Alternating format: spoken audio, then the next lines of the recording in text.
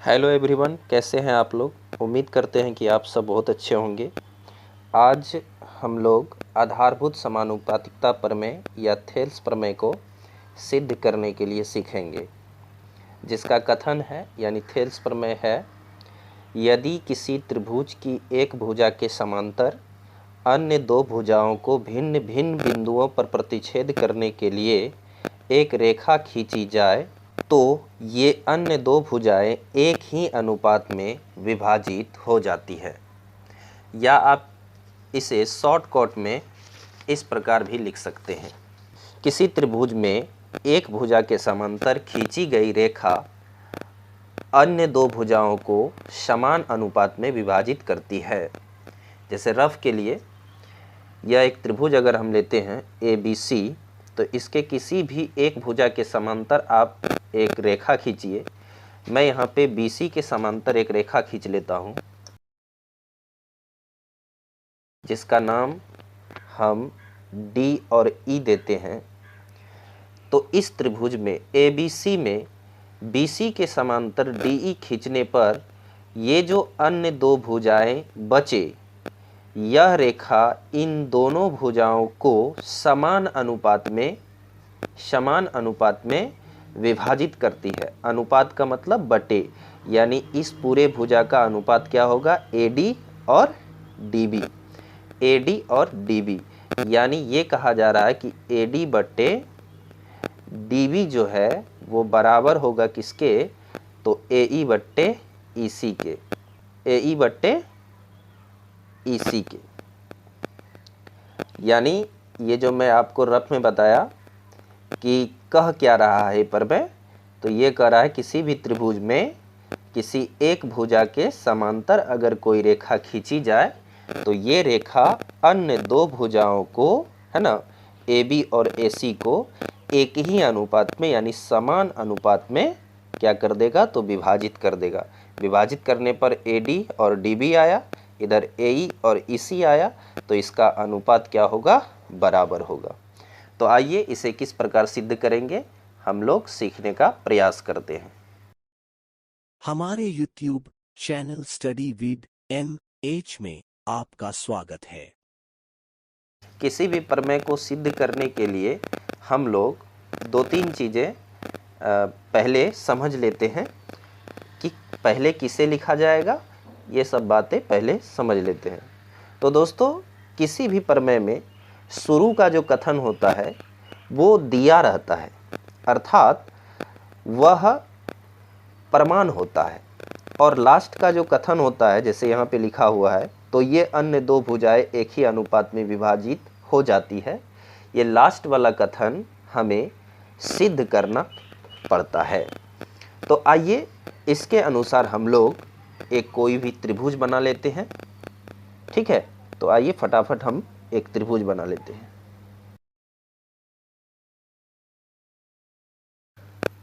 तो दोस्तों, हमने एक त्रिभुज बना लिया ABC।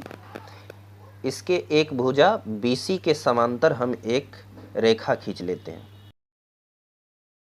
लिया, इसका नाम D और E लिख लेते हैं।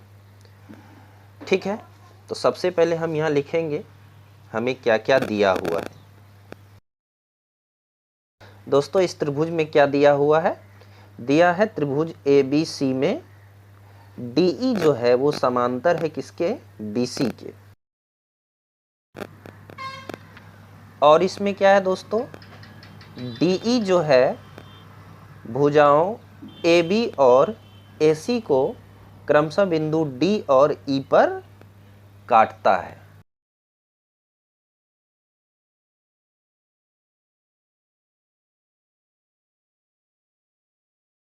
उसके बाद हम लोग लिखेंगे सिद्ध करना है, यानी इसमें जो सिद्ध करना है वो लिखेंगे। इसमें हमें सिद्ध क्या करना है दोस्तों, हमने बताया कि लास्ट का जो कथन होता है उसे ही सिद्ध करना पड़ता है, अर्थात यहाँ पे जो कहा जा रहा है कि ये अन्य दो भुजाएं एक ही अनुपात में विभाजित हो जाती है, उसे ही हम यहाँ पे लिखेंगे, यानी AD बट्टे DB, AD बट्टे DB ये किसके बराबर सिद्ध करना है, AE बट्टे EC के। AE बट्टे EC के। ठीक है दोस्तों, दिया है, सिद्ध करना है। उसके बाद हम लोग इसमें जोड़ते हैं रचना को। रचना किसी किसी प्रमेय में नहीं भी यूज होता है, लेकिन इस प्रमेय में इसे सिद्ध करने के लिए रचना करना भी जरूरी है। तो इसीलिए हम लोग इसमें लिख लेते हैं पहले रचना। रचना में दोस्तों हम लोगों को करना पड़ेगा कि D से एक लंब खींचना पड़ेगा AC पर और E से एक लंब खींचना पड़ेगा AB भुजा पर, तथा D को C से मिलाना पड़ेगा और B को E से मिलाना पड़ेगा। तो आइए फटाफट हम लंब और इन दोनों को मिला देते हैं।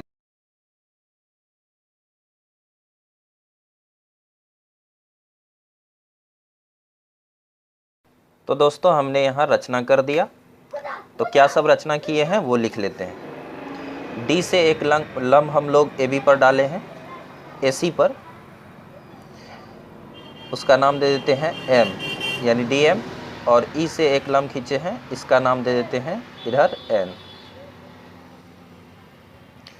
तो हमने जो भी यहाँ पे रचना किया है वो इसे फटाफट यहाँ लिख लेते हैं।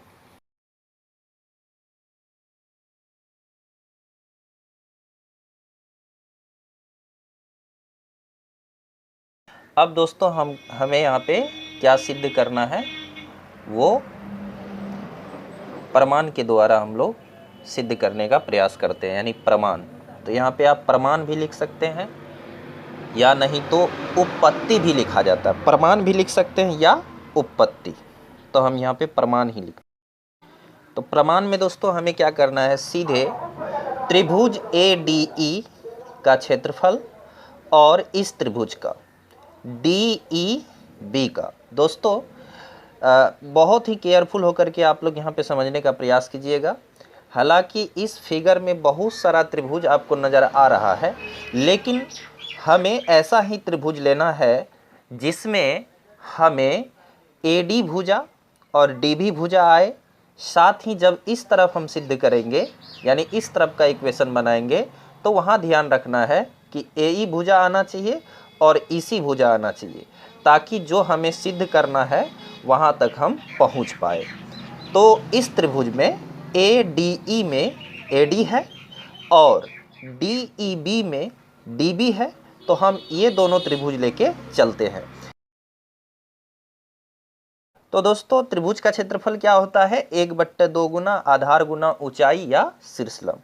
तो यहाँ पे लिखेंगे 1/2 गुना आधार, ADE का आधार क्या है AD, क्योंकि लंब इस पे डाले हैं तो आधार यही कहलाएगा। हालांकि DE भी आधार हो सकता है जब A से लंब डालेंगे, AE भी आधार हो सकता है जब D से लंब डालेंगे। तो इस तरफ का भी हम ले रहे हैं, तो E से N लंब है इसलिए AD आधार लेंगे, AD गुना ऊंचाई इसका क्या है दोस्तों, इस त्रिभुज में ADE में दो ऊंचाई हमने खींचा है, एक DM भी है और एक EN भी है। तो अभी आपको जब AD लेके आप चल रहे हैं, इस तरफ का काम कर रहे हैं, तो अभी आपको EN लंब लेना है।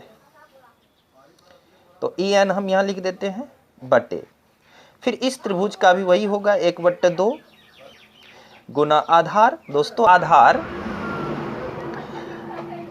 DE भी हो सकता है, DB भी हो सकता है और EB भी हो सकता है, लेकिन आपको यहाँ लेना क्या है, लेना है आधार दोस्तों आपको वही जो यहाँ हमें सिद्ध करने के लिए दिया गया है। तो DB है तो इसीलिए हम यहाँ पे DB लेते हैं।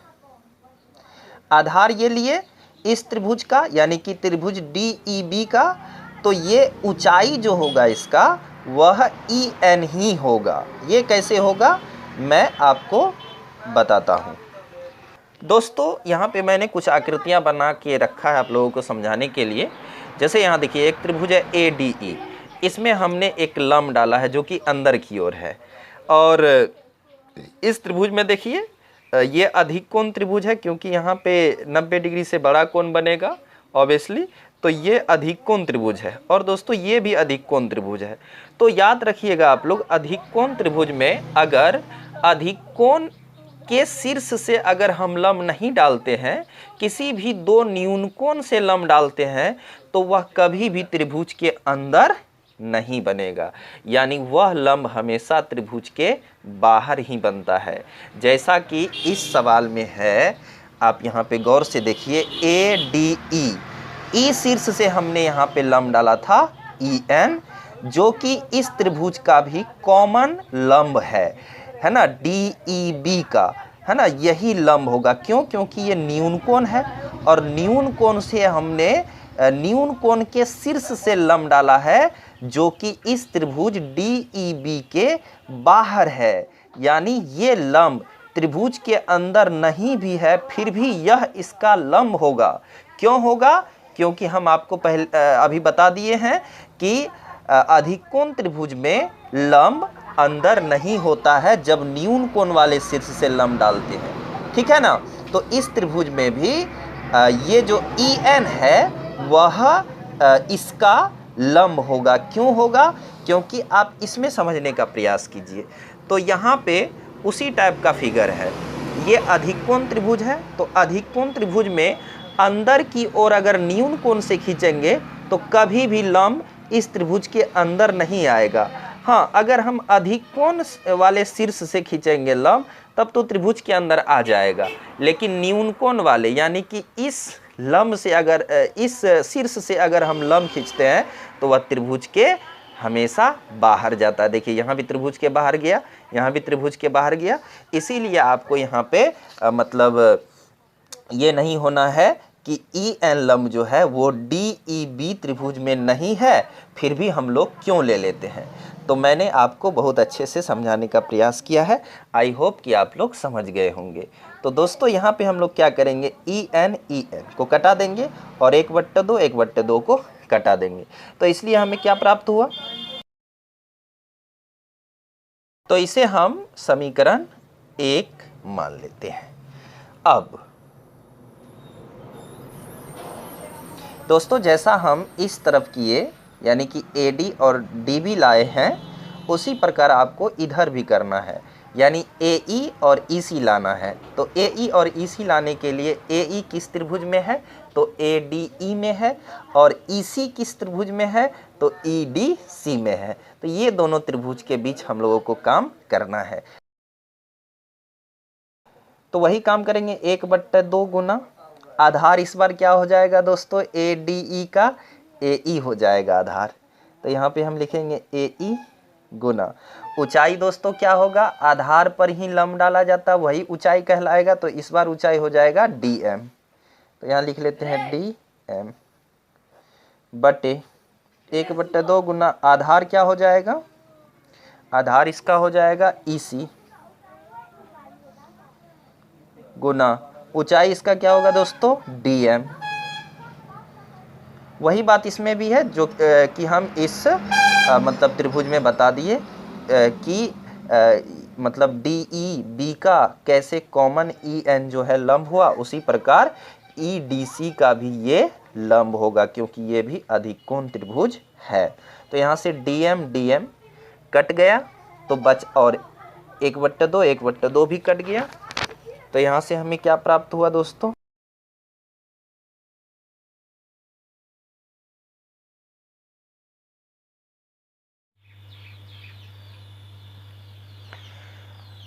समीकरण 1 और समीकरण 2 में आप देखेंगे तो इसके इस तरफ जो है त्रिभुज ADE इसमें भी है और त्रिभुज ADE दूसरे वाले समीकरण में भी है, लेकिन नीचे यहाँ त्रिभुज DBE है और यहाँ त्रिभुज EDC है। यानी कि पहले वाले समीकरण में ये वाला त्रिभुज है DED और दूसरे वाले समीकरण में है EDC। तो क्या त्रिभुज DEB का क्षेत्रफल और त्रिभुज EDC का क्षेत्रफल आपस में बराबर हो सकता है? तो बिल्कुल हो सकता है, क्योंकि 9th क्लास में एक प्रमेय है अध्याय 9 में, जो कि मैं आपको दिखा भी सकता हूँ। देखिए, ये अध्याय 9 में प्रमेय 9.2 है, जो कि ये कह रहा है कि एक ही आधार या बराबर आधारों और एक ही समांतर रेखाओं के बीच स्थित त्रिभुज क्षेत्रफल में बराबर होते हैं। अर्थात अगर दो समांतर रेखाओं के बीच, आप यहाँ पे देख सकते हैं कि अगर एक ही आधार पर दो त्रिभुज बना हो तो इन दोनों के क्षेत्रफल आपस में बराबर होते हैं। अर्थात एरिया ऑफ त्रिभुज ए बी पी बराबर होगा एरिया ऑफ त्रिभुज पी सी ए, यानी पी सी ए, क्योंकि इसका आधार कॉमन है ए पी, है ना। तो यहाँ भी आप देखिए कि ये डी ई और बी सी दो समांतर रेखा है और इनमें दो त्रिभुज बने हैं डी ई बी और ई डी सी। इनका आधार जो है ये डी ई, ये दोनों में है, कॉमन है। तो दो समांतर रेखाओं के बीच एक ही आधार पर बने त्रिभुज के क्षेत्रफल क्या होते हैं, बराबर होते हैं। तो इसलिए हम यहाँ पे ऐसा लिख सकते हैं कि दो समांतर रेखाओं के बीच एक ही आधार पर बने दो त्रिभुजों के क्षेत्रफल बराबर होते हैं। इसलिए हम लिख सकते हैं area of triangle D B E बराबर area of triangle E D C. इसको हम लोग मान लेंगे समीकरण 3। तो अब दोस्तों समीकरण 3 का मान हम लोग रखते हैं समीकरण 1 में। देखिए दोस्तों, अब समीकरण 3 का मान समीकरण 1 में रखने पर, तो समीकरण 3 का जो मान है वो समीकरण 1 में हम रखेंगे। तो इससे पहले समीकरण 1 हम लोग लिख लेते हैं कि हमारा समीकरण 1 क्या है। तो हमारा समीकरण 1 है area of triangle A D E बट्टे area of triangle D E B बराबर ए डी बट्टे डी बी है। तो अब हम लोग क्या करेंगे कि ये जो डी ई बी है इसके जगह हम लोग लिख लेंगे समीकरण 3 से जो हमें प्राप्त हुआ है, क्या प्राप्त हुआ है कि डी ई बी बराबर है किसके, यहाँ आप देख सकते हैं, है ना, डी ई बी का क्षेत्रफल जो है बराबर है ई डी सी के क्षेत्रफल के। तो हम यहाँ पे लिख सकते हैं, है ना, डी ई बी के जगह क्या लिख सकते हैं, ए डी ई डी सी। तो यहाँ पे हमने लिख लिया कि area of triangle A D E बट्टे area of triangle E D C बराबर ए डी बट्टे डी बी। ये समीकरण हमारा 4 हो गया। अब दोस्तों समीकरण 4 और 2 से हम लोग चलेंगे। तो यहाँ पे हम क्या लिखे हैं, अब समीकरण 4 एवं 2 से। समीकरण 4 में और समीकरण 2 में आप लोगों को गौर से देखना है कि क्या है जो कि दोनों में सेम है। समीकरण 2 में और समीकरण 4 में आप गौर से देखेंगे तो ये वाला पक्ष जो है दोनों तरफ बराबर है, यानी कि area of triangle A D E बट्टे area of triangle E D C इधर भी है और समीकरण 4 में area of triangle A D E बट्टे area of triangle E D C है। यानी एक तरफ बराबर है तो दूसरा तरफ भी बराबर हम लोग लिख सकते हैं, यानी ए डी बट्टे डी बी बराबर हम लिख सकते हैं ई सी ए ई बट्टे ई सी। ठीक है, तो आइए हम लोग फटाफट लिख लेते हैं। तो समीकरण 4 एवं 2 से हमें क्या प्राप्त हुआ, ए डी बट्टे डी बी बराबर ए ई बट्टे ई सी। दोस्तों यही हमें प्रूव्ड करना था, जो कि प्रूव्ड हो गया। तो आई होप कि आप लोगों को बहुत अच्छे से समझ में आया होगा। मिलते हैं नेक्स्ट वीडियो में, तब तक के लिए आप सभी अपना बहुत ख्याल रखिए। धन्यवाद।